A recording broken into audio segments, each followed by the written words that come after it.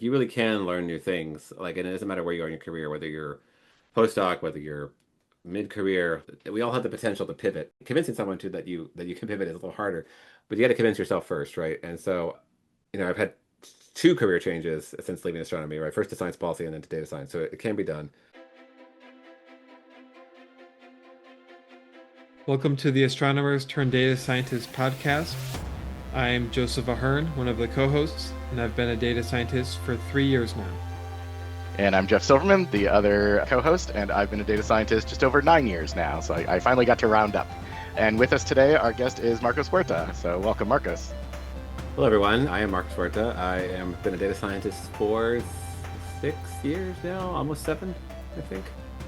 I started in January of 19, so I think that's six and change, right? So, Yeah, I think so. Nice. Math. Can I do math? I don't know. You can just have the computer do it for you now, so it's all right. Do you want to start out by telling us how you got into astronomy? Sure. So I loved astronomy since I was a little kid. The story I always tell, which is not, I don't think it's not that great of a story, but it is true, is that I really liked the cartoon The Transformers when I was a kid. That was like by far my favorite show, and the idea that there was a planet full of robots out there, I thought that was really cool. And I'm like, and so I think the motivation was I wanted to find such a planet, right? I wanted to find like the planet full of robots. But then it became real. Like, I would, as I began to learn to read, I would get, a lot of nonfiction books from the library. I think I 700 and something was the Dewey Decimal number for astronomy, and I would just go and like grab all of the books from the kids section on astronomy and read about black holes and quasars and all these things, all throughout elementary school and middle school. So it was kind of all astronomy as a kid. Somewhere in high school, early college, I got more into programming and computer science. And so that is actually what I majored in when I started at UT Austin, where I did my undergraduate in. But kind of one semester of computer science, and I was like, I don't know. I mean, do I really want to be like optimizing algorithms, like, and writing bubble sort? I mean, I don't know what, that's not what people really do who get computer science degrees. But in my head, it was like, well, here's this algorithm. Why can you make it 20% faster or make it use less memory or like whatever? And like, can you write a bubble sort? That's I say write a bubble sort for anything that involves like kind of basic computer science algorithms. So can you write quicksort or whatever? And it was fine. I enjoyed it. It was interesting, but astronomy was there. UT Austin, I would say, is a very big and famous astronomy department, and so I kind of switched. I switched majors after one semester to to my dad being sad because he thought I was going to, have this quick path to like high income, with being getting computer science, and he knew that astronomy meant, long toils in grad school or whatever, because my brother and sister had done PhDs in different subjects. So I switched to astronomy, and then I kind of did that at UT Austin. Kind of got into grad school, kind of by the skin of my teeth probably, but I got into grad school at Rice and worked with Patrick Hartigan and eventually Chris Johns Kroll on doing a lot of observational astronomy, doing young stars, T-Tauri objects. Got to go to McDonald Observatory actually quite a bit because via Russell White, who I think was a collaborator. And so we had access to the two, we used the 4 meter for one project, and the 2 meter for my master's project. So yeah, so I was, kind of living the dream. It was good, but obviously there were some transitions, which I can keep talking about, or we can ask me a different question. Yeah, I'll point out we've had a lot of folks from UT and I was Texas. listening to I was listening to Julia's appearance Yeah, in preparation for this, and I didn't know her when she was at Texas, but she knew Claudia Nez, who I did know when I was at Texas because she is married to Jared, who was at Rice with me. So I was connected via Jared to a bunch of UT folks because we go to Austin sometimes and see right, them. right. And Ava Noyola was also Oh yeah, a of course. co-organizer of ATDS and very, very Right. active with us and knows you. And Yeah. yes, back in the day, I have to point this out. You were a TA for me when I was an undergrad Yes. at Rice. So Yes. lots of fun Texas connections in the world of ATDS. But yeah, I know where this is going, but I think it's a super interesting path that you've had from grad school to what you're doing now. So walk us through, you're finishing up grad school. What are you thinking about next steps and what were you interested in, at that time and where'd Yeah. you go from there?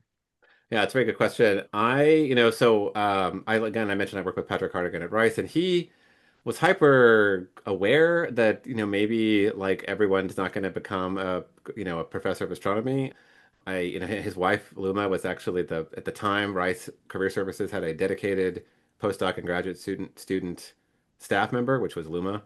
who Lumagandor, who was married to my advisor, but it was also, thinking had doing these like Final Fridays, these once a week things where non-academic career people would come in, and that's where I heard about science policy. Someone came in who worked in the I can't remember her name now. I should figure it out because this I didn't know science policy existed at the time. But she came in and gave a talk about how she'd worked for national academies and she'd worked for I can't even remember if it was an agency or the Hill, and I think she was at the academies at the time. And this whole intersection of like policy, politics, and science opened up to me, which I did not know existed. I'd been very politically aware my whole life, but I didn't know that there was like kind of this marriage of the two. And so I left graduate school thinking, well, I could, do keep doing science, like keep doing like a postdoc or whatever. I could kind of maybe go to like a teaching school, like at Gettysburg College as an example. I think they had an opening somewhere around when I was leaving. Like, they have undergraduates, but you don't have to like fund graduate students. Like it seemed tractable at the time anyway. It seems daunting now, the idea of being a professor. But at the time it seemed doable at like, undergrads but no graduate student sort of place. And then I was thinking of the science policy thing, but I didn't quite know how to get, from eight to connect to get there, right? And there wasn't an obvious at the time there wasn't an obvious thing. So I went and did a postdoc at the University of Florida, kind of with my eye on maybe science policy at some point. I think I'd applied for a teaching postdoc up in New York and I didn't get it. So I went up to Florida and I worked with her name will come to me in a second. But anyway, I worked at the University of Florida for a year. But very quickly there, the American Astronomical Society had created the John Bacall Public Policy Fellowship. I think the first one, I think it had just been announced right because I accepted my postdoc. So at the AAS meeting, I think I went to the summer meeting in Hawaii to do my dissertation talk after I'd started the postdoc because I defended, moved to Florida, came back, walked, graduated. So somewhere in there, I think maybe that summer I went to the summer AAS meeting, which was in Hawaii, and I think that's where I met Kevin Marvel, who is still the executive officer of the AAS, and I asked him about the fellowship and what's going on, and I talked to the first fellow, Jeremy, and it seemed clearly that's what I needed to do. So I applied for that the following cycle, which was actually better because the first time I think it was like it might have been less than a year, and then when I got it, it was like 1 year with an option to renew. So I did it for kind of a year and a half. So I moved up to DC. I did, basically government affairs for the astronomy world. Then I pivoted from that to a congressional fellowship where I worked for a member of Congress. I worked for the late Congressman Grijalva from Arizona for a year. Then it took me a while to find something after those two things. I thought I was set up pretty well, but it actually was a struggle to find a more permanent position after that. I ended up an appointee in the Obama administration. I worked for the Department of Energy Office of Science for the director. First, it's like my title was special assistant, which is a very vague title, and then special advisor, and then senior advisor. So I kind of worked there for 4 or 5 years, first for Bill Brinkman, then for kind of the career temporary director, and then for Cherry Murray, who was the second Senate confirmed director, and she stayed there until more or less the end of the administration. So that's what I was doing, which is not data science. So somewhere in there, I met my wife, and I got married in 2016, and data science was kind of hot right back then, right? There was a lot of chatter about it. It was, it was the best job, articles would mention it. So my father-in-law and my wife kept seeing this, and they knew I liked computers. I knew how to do data analysis. So they kept mentioning to me, I'm like, I can't do that. Like I don't know Python. I don't know anything. Like I write an IDL. Like no one wants me to do anything with data science. But like they kept, kind of got planted a little seed in my head somewhere in there somewhere in 2014, 2015 when I was thinking about it. So I taught myself some Python somewhere in there. Really, I wanted to understand object-oriented programming, which I did not grasp. I think I'd done Pascal, I'd done Haskell, I'd done some C, but I didn't really understand objects and classes, and it was very strange to me. So I found some online class to do that, and that used Python. So I kind of learned a little Python and kind of played with that and some simple non-data sciencey projects. This was in the age of the data science boot camp, right? This was like a thing that doesn't exist anymore. So I applied to the incubator, which was one of these boot camps where you didn't really have to pay. Like it was like basically the companies would pay them to find you for them. A business model that doesn't work anymore apparently, but it worked at the time in kind of this 2000, mid 2010s decade. So I applied to an incubator in 17, did not get in, but I got to like the final round where I had to pitch a project. And then at the next time, I'm like, I think the project's actually very important. So the second time I did it, because the first step you have to like answer a bunch of questions like you had to like download a data set and do some stuff. So it's like kind of this automated test, I guess. And then there was like a pitch a project, do like a live Zoom call or whatever. So I paid more attention to the project the second time. And so I got in. But before that, I taught myself some R too. I didn't really fully appreciate R, Python. I didn't really understand what was the right kind of toolkit. I knew I needed something that wasn't IDL. So I taught myself some R, like the John Hopkins online class, and there was this swirl package inside of R, which kind of teaches you R inside of R. And it was enough to kind of do the questions that I got asked in the data incubator admissions process. But then incubator was all Python. So that was actually the first time I had to use Python for data science, which I really hadn't done. I think I did a Udemy class with like machine learning after I got in, just to kind of prep a little bit. But it was just baptism by fire, the incubator. It was just like a week of beautiful soup, a week of scikit-learn, a week of Spark, PySpark, a week of TensorFlow or whatever. It was just boom, boom, boom, boom, boom. And did I learn? Did I retain any of that? No. But it was as I like to say, it was a reminder that if I spend a full time for a week on something new, I can actually sort of use it by the end of the week, right? Like I could still learn. I knew how to learn new stuff. I knew an old dog could learn new tricks, and I was much older than other people in the incubator. Most people were in a postdoc or wrapping up grad school, and of course, I'd already been out of grad school for a decade or something at that point. So it was a fun group, and we were live in persisting pre-pandemic. So it was 12 of us in DuPont Circle every day for 5 days a week for like 10 weeks or something, 9 weeks, can't remember, something like that. So it was great, and it was fun. It was intense, and then that was kind of my springboard out of astronomy and science policy into data science. I've been talking narratively for a long time, so I'm going to pause and let you guys ask me a question. I feel like I test. Yes. What did they say in a criminal court testifying in the there's a phrase when they can't ask you questions because they think you might perjure yourself. So you testify in the narrative or in the something. Anyway, that's what I feel like I'm doing. I'm just filibustering. So when you were in that stage of different policy positions and so Hmm. forth, how did you go from one position to another? Was it more based on who you knew and they would introduce you to people who had openings, or was it a lot about filling out applications and applying?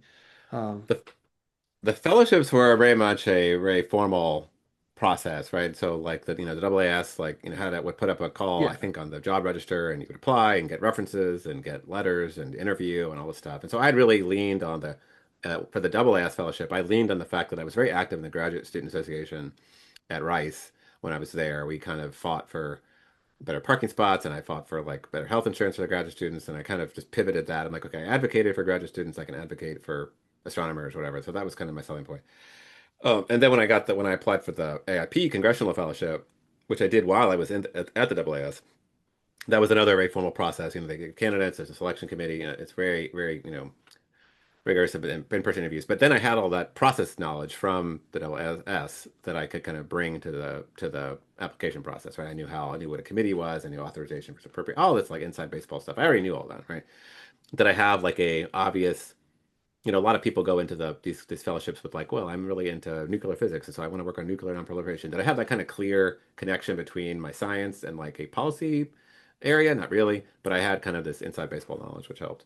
But then the job that I finally got that was the most permanent, but not permanent of any of these at the Department of Energy was entirely based on relationships. So I had been looking for a job for a long time. Nothing had really been panning out. Like either they couldn't afford me or they didn't think I would want to stay, whatever. I don't know what happened, but I didn't really I really wasn't getting very far.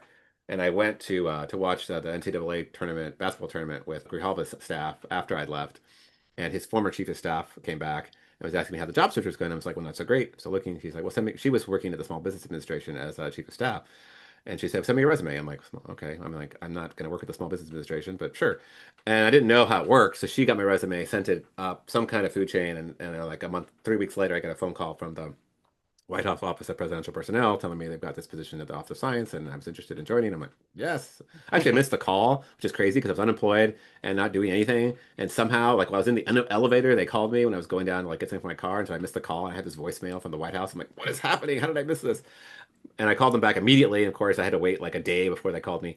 But I eventually got in touch, went through all these more interviews with a bunch of people at DOE and eventually got that job. And then once I was there, and it took a little while to kind of connect. These political. No one. I don't. It's. I probably. Who knows what the hell it's like now. But at the time, those kind of jobs were very.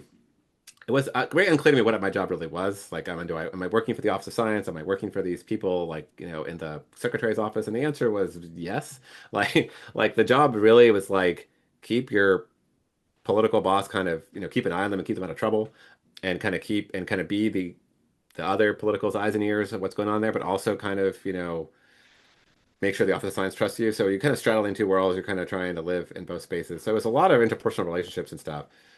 So once I was there, it was all about kind of making connections with other people, getting the trust of the Office of Science, getting the trust of the people and the horseshoe, as we called it, where the secretary's team was. And it was very much about interpersonal relationships and occasionally translating science into like, non-scientist speak and a little bit of that, explaining these complex things to like a lot of non-scientists that were in the building. So yeah, I think that answers your question. Thanks. Yeah. I want to talk a little bit more about the boot camp that you did. So it was Data Incubator, which was certainly one of the biggest ones at the time. And as I think you rightly pointed out, they sort of, are not really a thing anymore. They've sort of put themselves out of business. They're a victim of their own success, is the way that I put it. And so it sounds like, I did Insight, one of the other big ones at the time. So it sounds like Data Incubator, was a lot of like kind of what I call like classroom teaching, right? Like here's a week on a package or a new thing, and certainly, rediscovering that ability to, for the old dog to learn new tricks is a superpower that I think, anybody who's done independent research, gone through, some chunk of grad school even, gains that, and that's a big deal. But my question is, so aside from sort of that learning new languages or packages or things like that, Mhm. was there a component that was also sort of the networking and the resume development and how to do the interviews? Because that's a large chunk of, I feel, what successful boot camps were.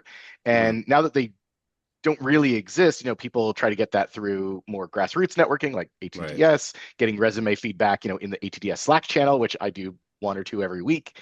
So sort of, what was your experience there through the boot camp? And, how did you pitch your resume from I used to do astronomy research, now I've been doing science policy, now hire me as a data scientist? Yeah.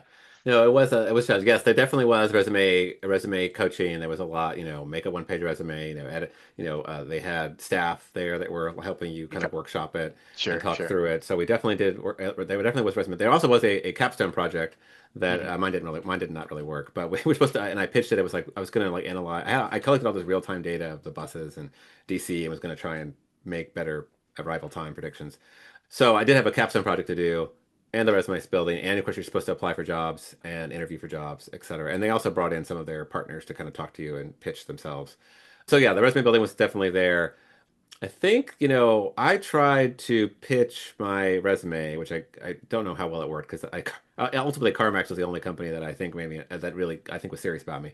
But I tried to pitch it as, well, look, I've got this obviously the scientific background. I know how, I've analyzed a bunch of data, I'm going through this boot camp, but I've got all these like soft skills that I think and experience, professional experience that I think make me stand out as opposed to, and no offense, but as opposed to someone who just came out of grad school, right? It wasn't gonna be my first job.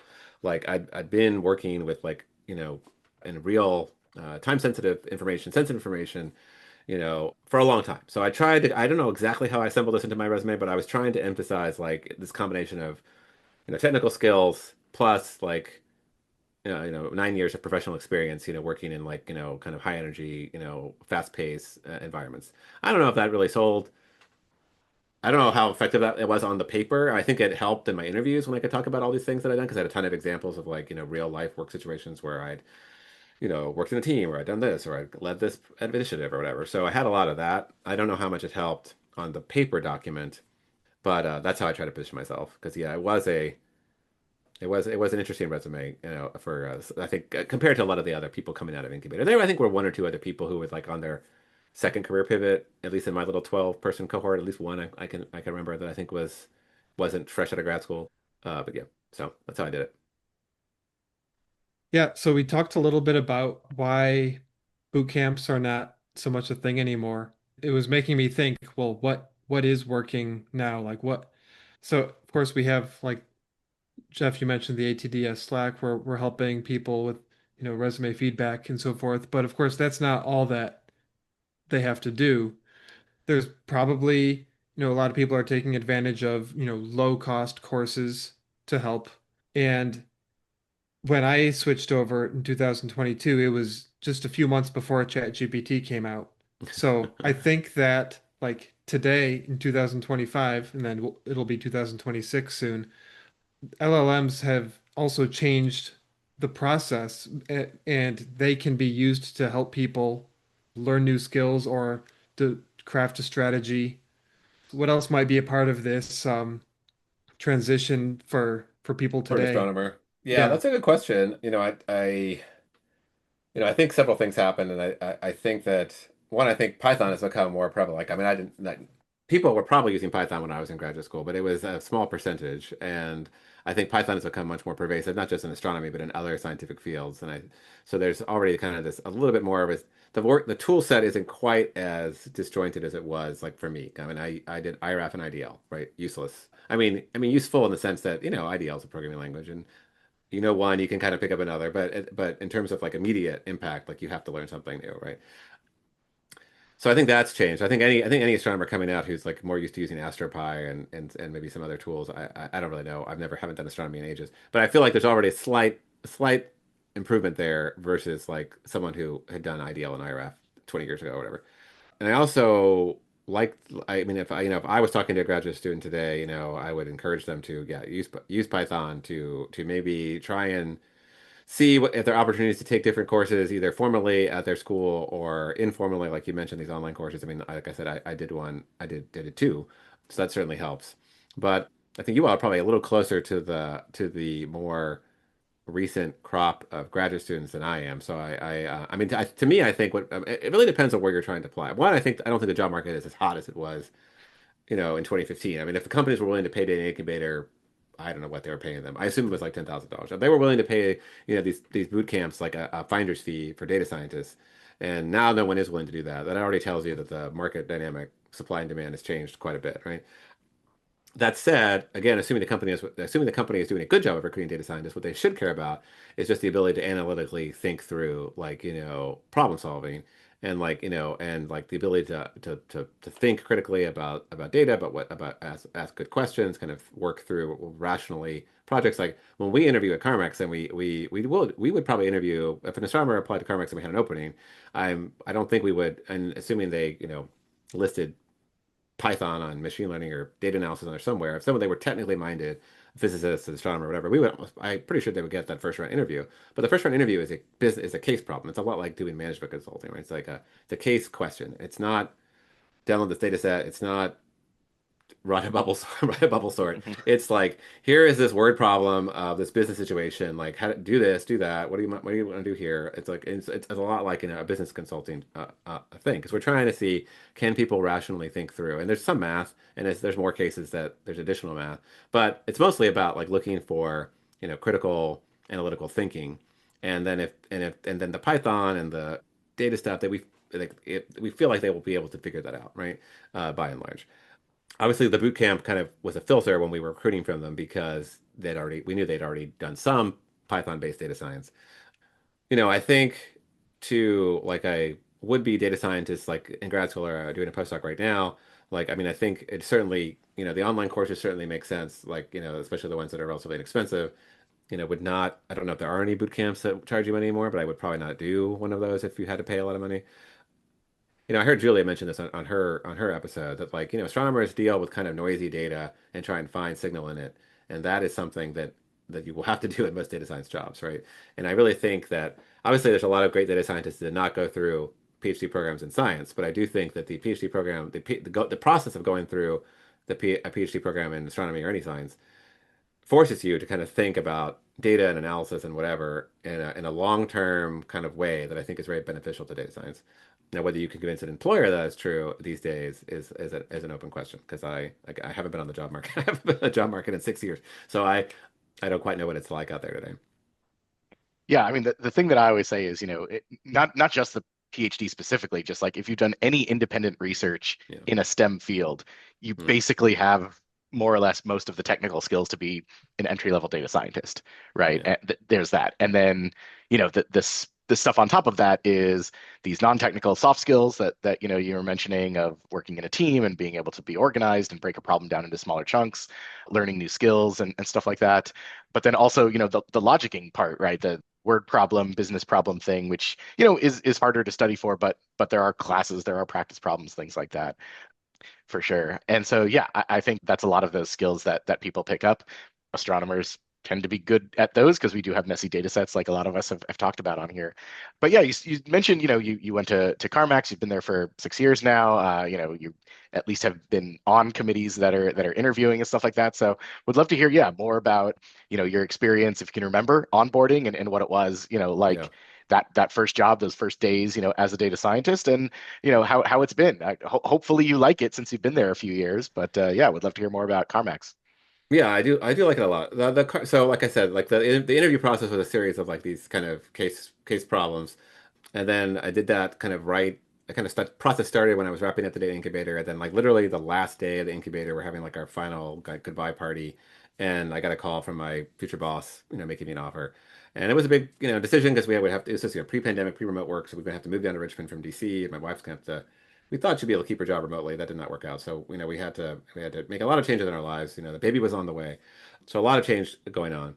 I mean, the onboarding process is good in the sense that, like, for example, they have very formal SQL training, and I used a little bit of SQL in the boot camp, but it was not something that was my wheelhouse, right? So they had a very formal, and it wasn't going to be my job to write a bunch of SQL scripts, but nevertheless, they had like a formal kind of class, if you will, that they would give to new analysts on SQL, not just like, select from join, but also like here, this table has this information in it. Like if we bought a car, you look here. If we sold a car, look here, like these numbers, this column exists in both of these tables, so you can join on it, whatever. Like if you need to look up option codes, look here. So it had a lot of like a cheat sheet for like where some of the data lived.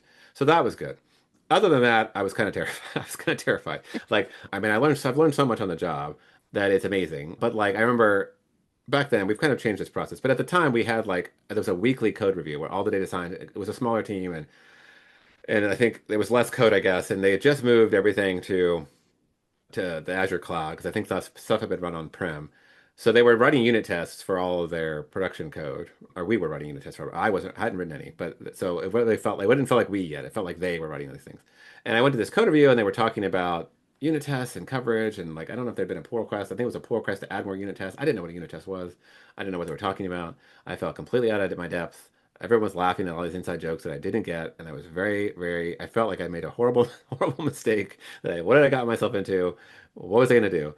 So it was very uncomfortable. But slowly but surely, through obviously with a lot of help from the people that were already there, understanding how the code worked, understanding how the data worked, and where the data lived, slowly started to understand, okay, I can do this. Like what I really would like, mean absolute error to automatically get calculated in this thing. I'm going to add that. I'm going to do a pull request and add that to the thing so we can just compute that easily, or whatever. Simple things, right? And slowly I started poking around and making some minor improvements here or there. Slowly started to understand, how the code all works. Slowly started to think about fitting things and, right, just getting more comfortable. And so after, a couple of months, I was starting to feel a lot better. I helped push us to VS Code pretty early on because they were using Eclipse or something. And I saw it. I'm like, I don't want to use this.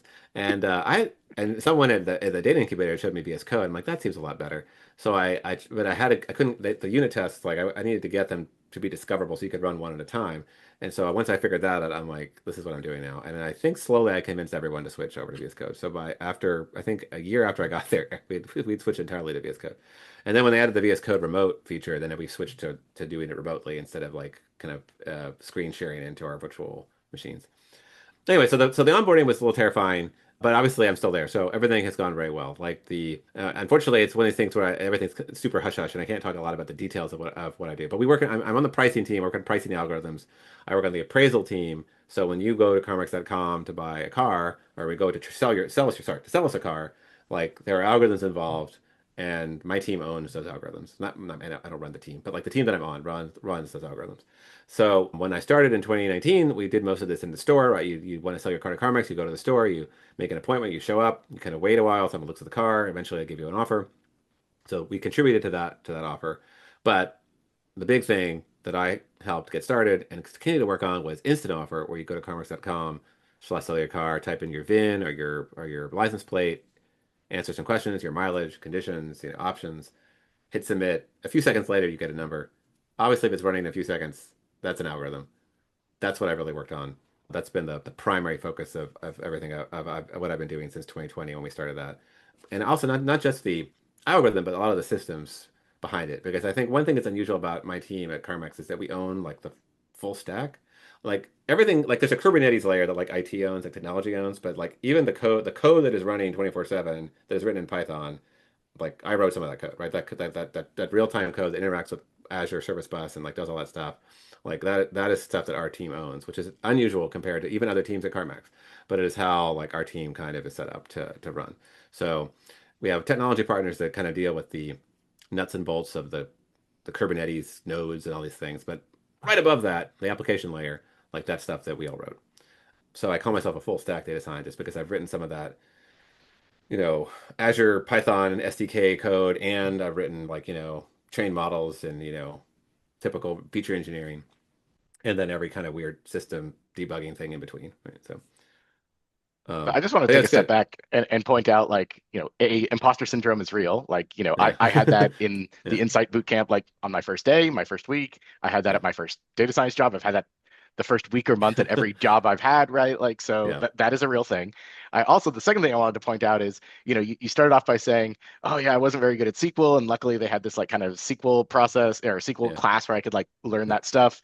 And Yeah. then you went from that to talking about like unit tests, Kubernetes, like streaming in Azure, like all this stuff that you never would have thought of as an academic. And academics Yeah. now that they're using Yeah. Python and GitHub, and that's Yeah. great, but they're Yeah. probably not using Kubernetes. Maybe some are using Docker, right? Like there's some Yeah. pieces that are filtering in. But yeah, I was just chatting with some folks on my team earlier this week about unit tests, and a couple of them are relatively new data scientists, and they hadn't written unit tests. They kind of knew what it Yeah. was conceptually. And so just to point out that, there's a lot of learning on the job, and Yeah. you don't need to know all this stuff coming from academia to get your first data science job in industry. There are a lot of things that you do know, and that's what you're going to leverage and talk about.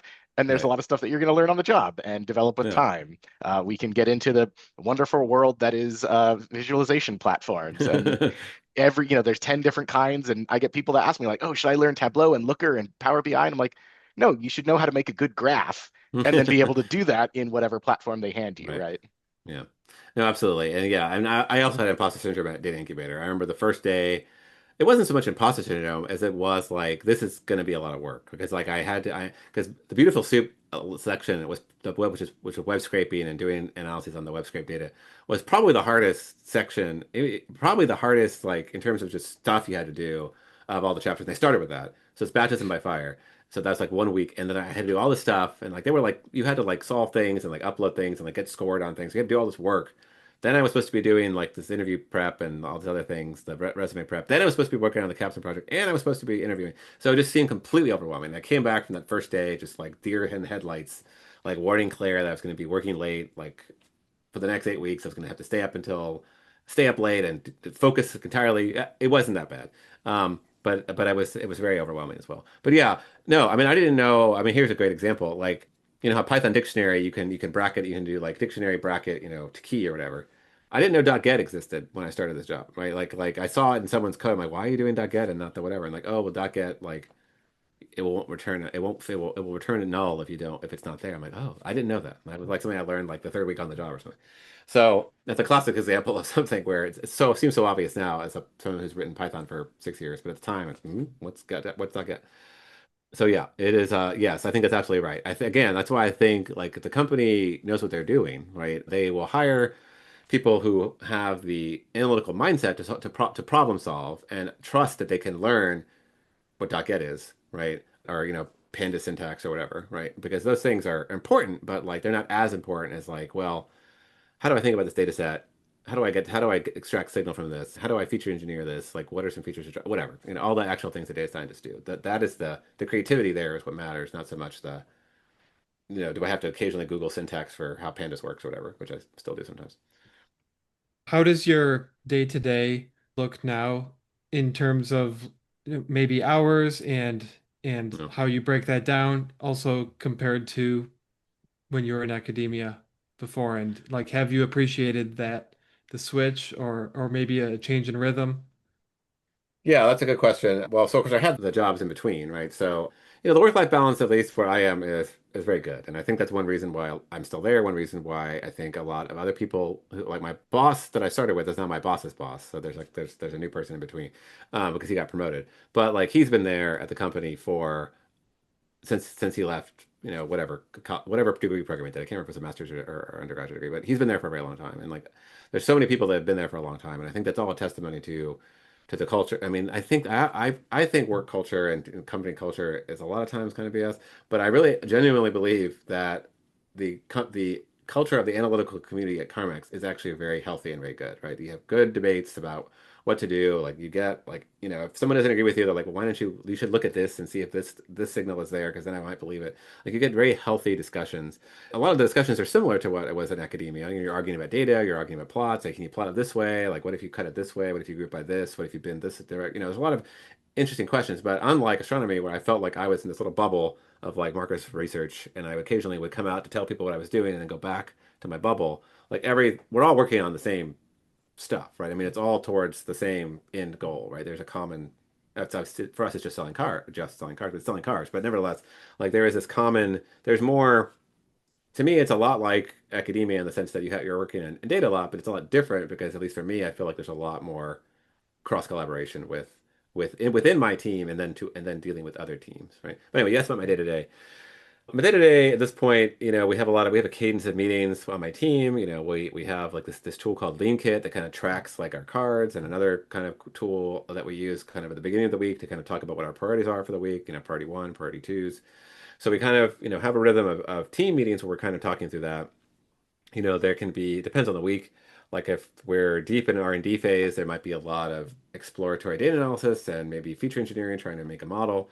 If we're kind of in between R&D phases, it might be more productionalization, like trying to get code, from notebooks into like our system, making pull requests. I'm working with product on this one thing that I'm not sure I can talk about or not, but it's not really an algorithm, but it's kind of a new way to use our algorithm. So they're asking me to make tweaks to how the system works, and I kind of respond to the product team and understand what their deadlines are and tell them, and we'll work on a pull request towards that end to like accept different data from under the contract and respond in a slightly different way.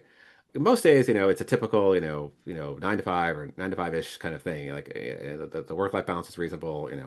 If I need to leave early to get the kids or because the kids have whatever, it's never been a problem. I went on paternity leave last year. It was fine. So again, don't know if this is typical, but it's very true at CarMax. But occasionally things happen. Like last night, there was some kind of weird system bug, and I started getting emails that something was crashing, and I went to see if anyone was doing anything about it, and nobody was yet. So it's like, turned on my computer and I like wrote a quick pull request and I pinged our MLOps person and told them what was happening, and they merged it in and we got it all fixed. Does that happen very often? No, but when it does happen, does someone have to jump to it and fix it? Yes. That was probably a little above and beyond than what I normally have to do. We have a rotation in our team, like that a certain person is on call for like any kind of after hours, like systems problems, and I was not on call that particular night, but it wasn't really a appraisal team issue. It was like a CPS is core pricing system, so it was a CPS wide issue. So I went ahead and jumped on and fixed it. So I remember when I interviewed with the boss, like the person that runs all the pricing and supply chain strategy, we talked about work-life balance, and I said at the time, well, the key phrase is balance, right? I mean, you don't want to be, I don't, you don't want to be burning yourself out and working 8 hours a week. At least I don't. But you also like have to understand that every now, if things are crashing if things are broken at 9 p.m. or right as you're quitting, well, you probably, and it happens, now and then you're going to have to just stay up and fix it, right? And so that was the point I made to him. That's the point that is still true now, right? It's not the funnest thing to do, and obviously sometimes you can't do it. What if I'd been out, right? Someone else would have had to fix it. But yeah, and then I also do interviews. So I do the first round interviews. I do phone screens. Those it depends on time of year and various factors, but I will do the first round kind of Zoom call case interview with analysts and data scientists because everyone in the analyst community gets kind of the same first round phone screen question. So I'm calibrated to do that. So I will do that, a little bit of that. And then sometimes there's other things that we have an internal analyst summit once a year, and I volunteered to be on that organizing committee. So I was helping with things like the food and like the team building. We did some CarMax trivia and we did some team building stuff. So sometimes there are like kind of company service kind of things that I do as part of my day-to-day as well. But I think most days it's like a mixture of either actively working on some new machine learning type thing, doing some kind of exploratory data analysis or something adjacent to that, or kind of systemsy, writing code, pull requests kind of stuff. And it's kind of that kind of rhythm. And I think some people really focus on the algorithms. I think some of our, across the pricing team, some people really try and keep themselves locked in on just the algorithm stuff. Some people are a lot more systems heavy. Like we have one person that's basically that's all they do is like ML ops. And then I always say I'm kind of like 50-50. That ratio fluctuates, but I think on average I'm probably like 50% systems, kind of back end code stuff, and then 50% like data, machine learning. That's probably averages out to 50-50 over over the 6 years. Yeah, that work-life balance, the way that you described it, is definitely the sort of the way that I think about it too, right? Like, the company is comfortable with me making my hours and needing to take time when I need the time and things like that, but also giving the time when the time is needed, right? If there's a hard deadline, if something explodes in the middle of the night and you need to fix it, or you're on call, or you take the reins. So yeah, I've definitely agree with that and found myself in those situations as well. And I think that's totally reasonable. So I want to, look ahead a little bit, and I know you probably can't talk specifics about where CarMax is going and what you're going to be working on, but sort of more generally, whether it's the car buying and selling space, or even more generally, data science and that those kinds of roles all over. Where do you think things are heading in the next few years? Is it, AI is a flash in the pan, or it's going to change everything, or that's sort of its own beast, and similar algorithms that you're doing are just going to have more data and be faster on computers? Where do you see things moving forward? That's a very good question. I have so many opinions about large language models and generative AI. We could probably fill the whole podcast. But at a high level, I mean, I think that, I think in terms of using them, occasionally I will use, like, we have Copilot access, corporate Copilot access. So we can ask it questions about our actual code and it's all sandboxed in some way that it won't, leak out. So we're allowed to use it, right? I find the Copilot autocomplete thing annoying. If I do anything, it wants to just write a bunch of code for me. So I've turned that off. But I do occasionally interact with a little chat bot, in get NVS Code and say, hey, you know, how can I make polars do this? Or how can I make pandas do this? Or like this recursive loop is slow. I'm doing something wrong. How do I fix it? So I occasionally do that. I wouldn't say it's as often as some of my colleagues do, but I occasionally do that. So I do find it's not useless, right? I mean, there's definitely utility in these things, but but they don't need like, but I think a lot of people use it for free, right? A lot of people go to ChatGPT and use it for free. A lot of people, it's fun when it's free or cheap. And, I was challenged so I went to Posit Conference in June and gave a talk about totally hobby stuff, like some semantic search stuff, and I gave a talk at the conference in September. But I was chatting with their CTO, Chang. I feel like I'm messing that name up. Yeah, but anyway, and he because there were a lot of talks at the Positive Conference about AI and about how they're integrating, integrating it with they have this thing called the Data Bot in their new Positron IDE, which Julia may have talked about. I haven't finished her episode yet, and all this stuff. And so I was talking to him. I told him how skeptical I was about all this stuff and how just didn't think it was going to make sense. He challenged me to actually try and use it for something. So, wait, have you actually built anything with it, and not just the chatbots, but like actually got an API key and played with it? And I'm like, no. I said, well, you should try that. You should be an informed skeptic. And so I did. I got an Anthropic key, and I built a little app that like kind of sucks in my Blue Sky feed and summarizes it, and it was neat. And I spent like $8, right? And like Anthropic doesn't need me spending $8 like a month, right? They need CarMax spending them millions, if not tens of millions of dollars a month to like feed like the huge amount of cash these companies are burning through. And I just don't think there are enough genuine positive return on investment applications for these generative AI language models in corporate world that anywhere comes close to justifies the evaluations of these companies, right? Like, is there zero use case? No, there are some. Is there $400 billion of use case? No. What on earth are people going to use these things for? Like, it's just not going to happen, right? I mean, that's more money. I mean, the amount of money that OpenAI claims they're going to create in revenue is just, it dwarfs like Google's revenue. I mean, who is going to pay them that much money? So I just don't think I think the language models do change like, I think a lot of people who are not close to how these things work and do not understand how they work. I think there's a lot of FOMO out there in the world that like, well, we need to be telling everyone that we're using AI because that's the new thing. I think it's companies trying to use them, and that was, this has been reported. Like, there's some study that 95% of AI pilots haven't returned on investment or something. It's a headline that was out there. So I think as more companies try and start using these things, they're going to find some places where they work, and they're going to find some places where they don't. And I think the don'ts will outnumber the do's, and we're going to have to see some kind of bubble burst here. Now, in terms of how does it affect my job, it doesn't really affect it that much. Like, I mean, like the stuff that they're good at, which is generating text or whatever, and like chatbots and these things. They're not going to be writing. They're not going to write algorithms to price cars. They're not going to write machine learning models. They might help. The Copilot type things might help us nibble at the code, edges of the code or whatever. But like this is not a tool for like, doing regression or doing machine learning, right? It's a tool for generate, as a skeptic says, generating plausible text. And how often do you need to generate plausible text in a business context? Well, I don't think I think it's that big. I mean, we'll see. Obviously, the proof is in, time will tell. So anyway, your question was, what do I see things going? I think we're going to see the large language model bubble burst at some point, right? Which is probably going to have ripple effects because like there's this big circular flow of money that more people are realizing is kind of crazy. I think can't remember his name, but some YouTuber had a video where he was showing this diagram of like how the money goes from Nvidia to OpenAI and then back to Nvidia, and it's this big circular flow, and it's totally unclear where the value is or what's happening. So that bubble has to pop at some point. No, but where does it go? Like the last 10 years, I think have been a real, or 50, maybe 20 years have been a real push of cloud computing and easily available compute and machine learning and lots of data that people realize there's value in their own data, so they train machine learning models. But we haven't seen like a new machine learning kind of regression kind of framework since I guess XGBoost really, and then kind of similar kind of boosted tree kind of things.